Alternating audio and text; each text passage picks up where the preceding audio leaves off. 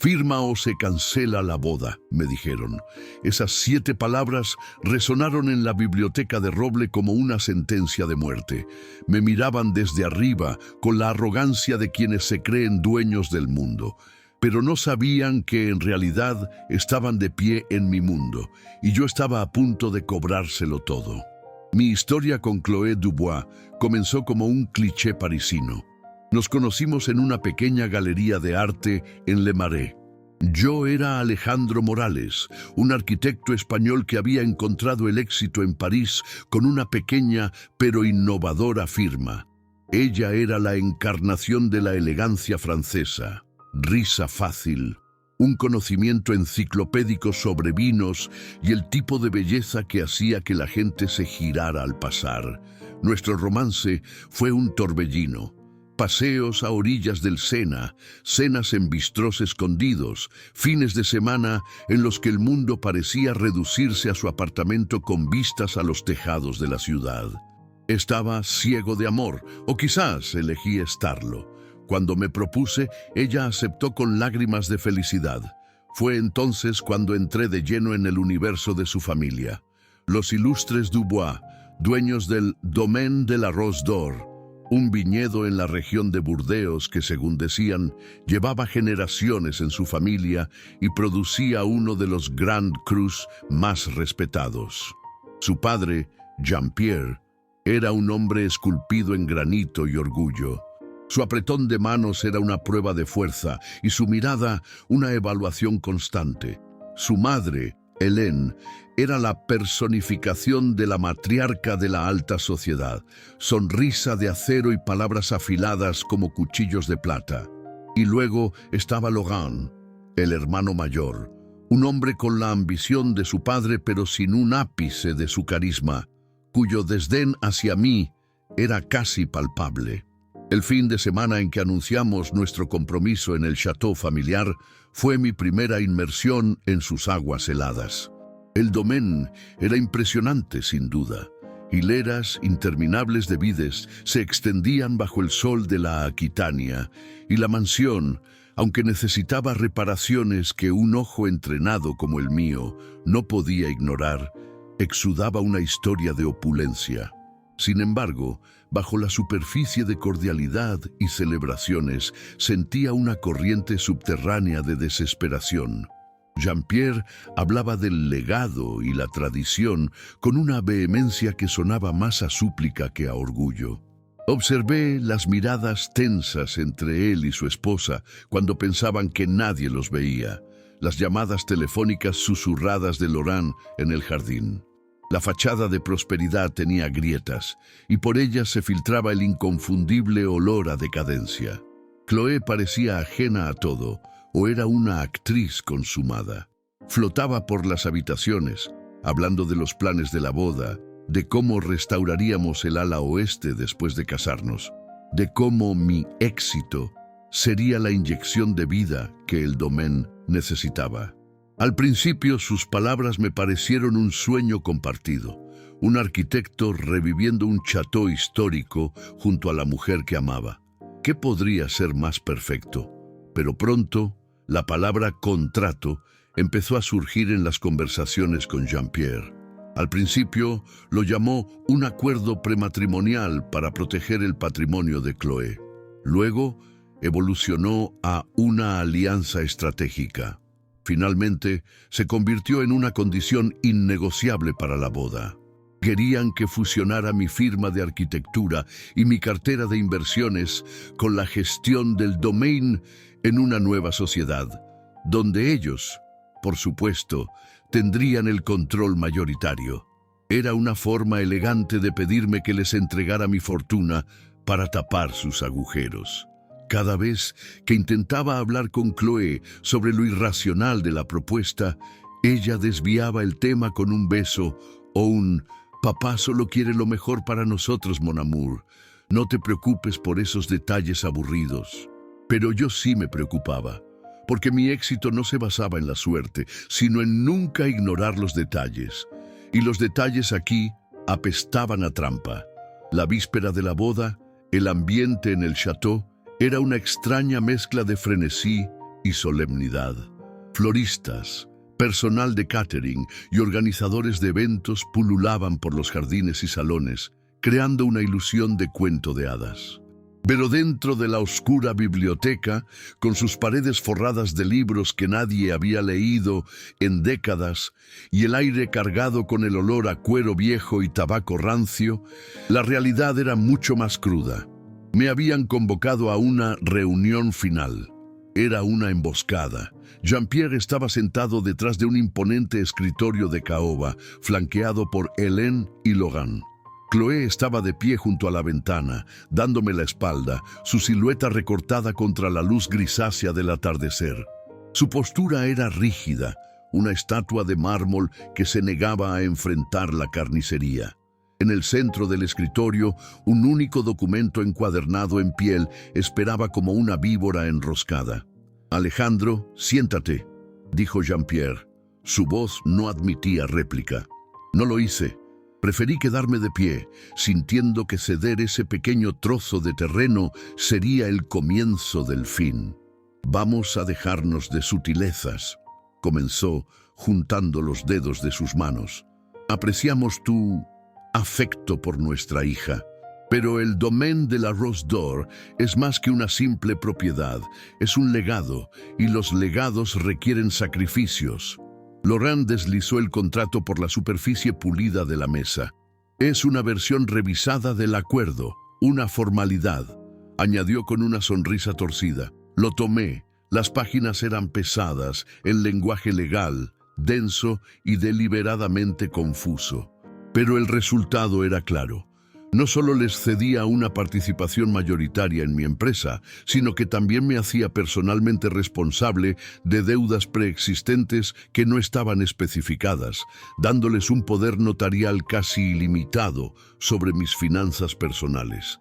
Era una esclavitud financiera disfrazada de contrato matrimonial.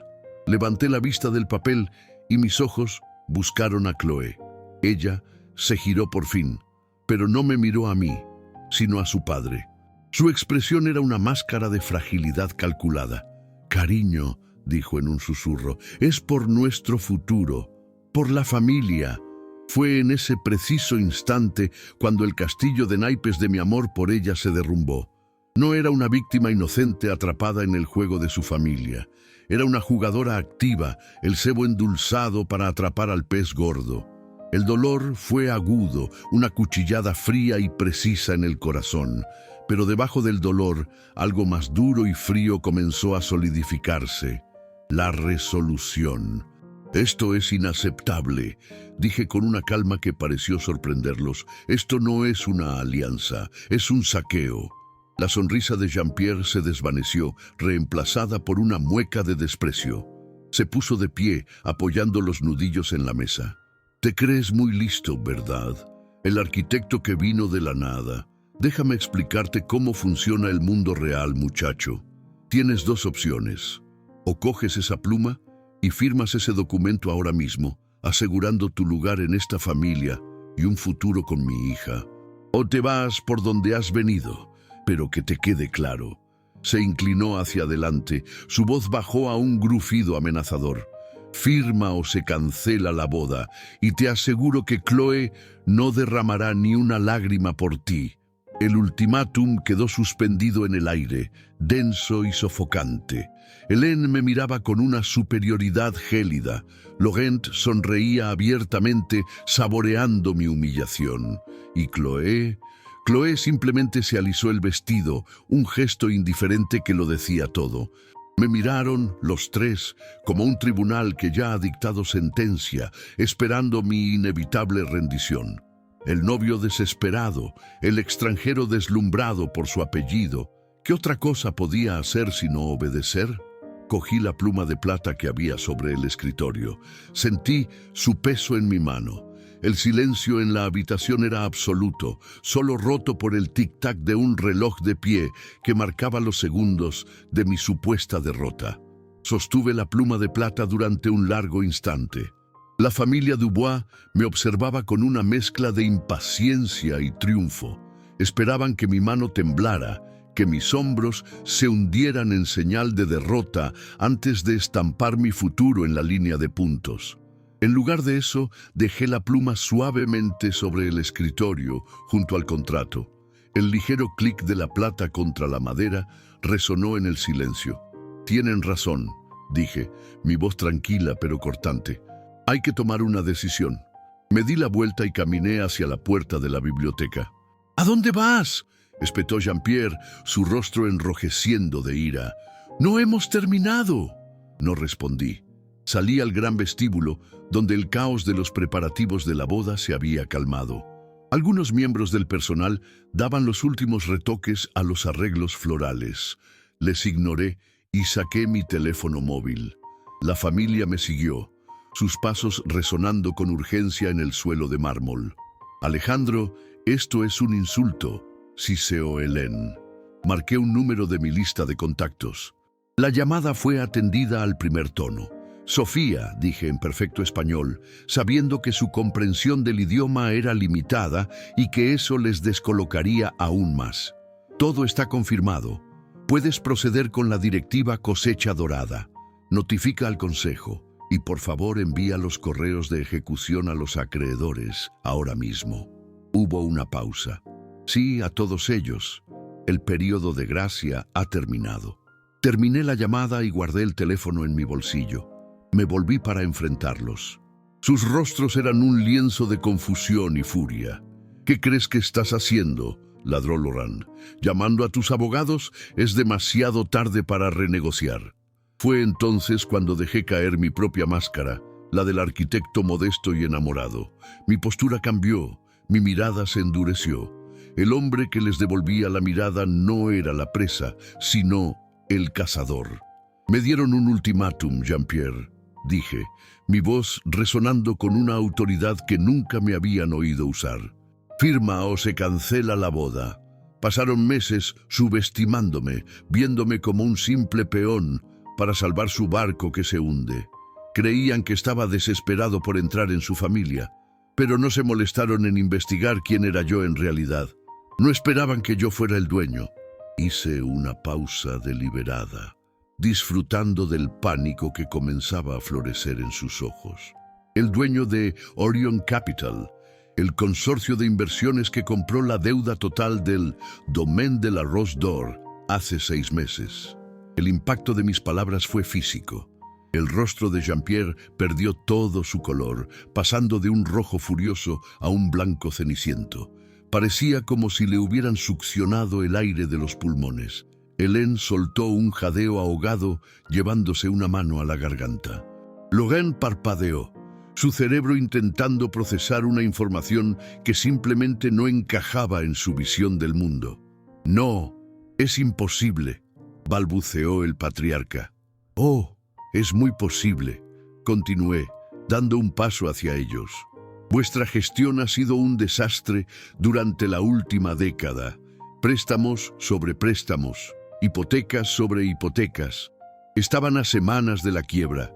Vuestros acreedores principales estaban encantados de vender un paquete de deuda tan tóxico a un comprador anónimo. Ese comprador era yo». Caminé lentamente por el vestíbulo. Mi voz era la única que rompía el silencio atónito. «Compré este lugar. Soy el dueño de cada viña, cada barril y cada piedra de este chateau que tanto presumen.